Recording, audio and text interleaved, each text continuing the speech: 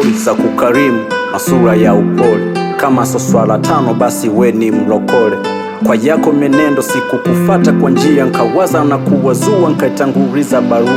Majibu ya Rohuda rinifanya kufurahia, nichosoma kilisema nyumbani karibia. Haki ya Mungu sikufikiri tungefikia hii hatua. Ni mengi tulobomoa, ni mengi tuloyajenga. Ni mzuri kama raika mwenye tamka sugar squai, kuboweka koda na ladha kaya baga warai. Sikusikiza wazushi walichochonga, niliamini kupuzia nako huwa kuna jenga. Sikuamini kama hida wangu ungebadilika.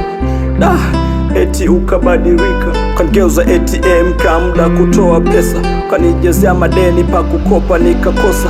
Ukasema eti kwenu sijatoa posa, kwa kiamua wazazi wako mimi nitakukosa. Ulikura viepe mimi nikashindia makopa, kakupeka bugando mimi nikameza dikopa.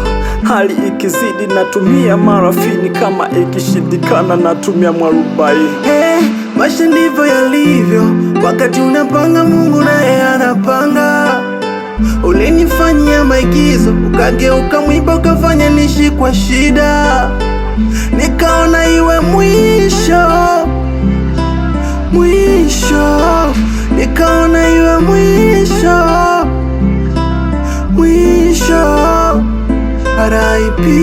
Hilda, umekwenda wapi Hilda? R.I.P. Hilda, uliko kwenda utakuwa mgeni wa nani?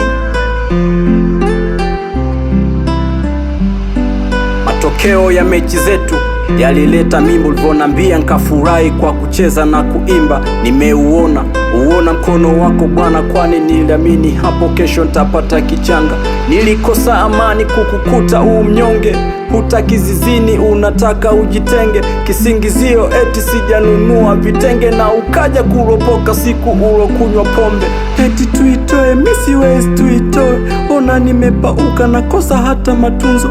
Hakuna godoro na naza kwenye kokoto, tunakula makapi vipi akiongezeka mtoto. Nilikusii sana Hilda usitoe mimba, wenda akizaliwa takuwa platinum simba. Ukasema umenerewa, nkakusifu umwerewa, kumbe mwenzangu ndo kwanza unaniona kimba. Ile siku sitosahau kwa muda na ikumbuka, ni siku uromeza pitu mimba ikaporomoka. Kwa kosa ulilofanya ngekuua nkakuzika, ila nikaofia jela wangenisweka.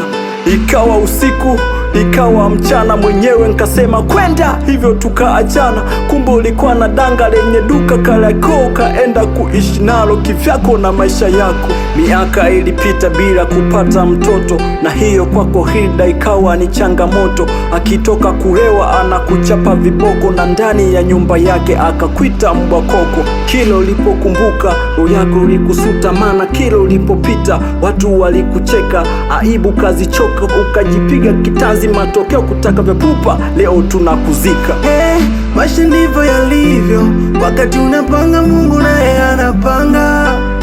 Ulinifanyia maigizo, ukageuka mwiba ukafanya nishi kwa shida. Nikaona iwe mwisho, mwisho. Nikaona iwe mwisho, mwisho. R.I.P. Hilda, umekwenda wapi Hilda? R.I.P. Hilda, uliko kwenda utakuwa mgeni wa nani? Embrace the vibes.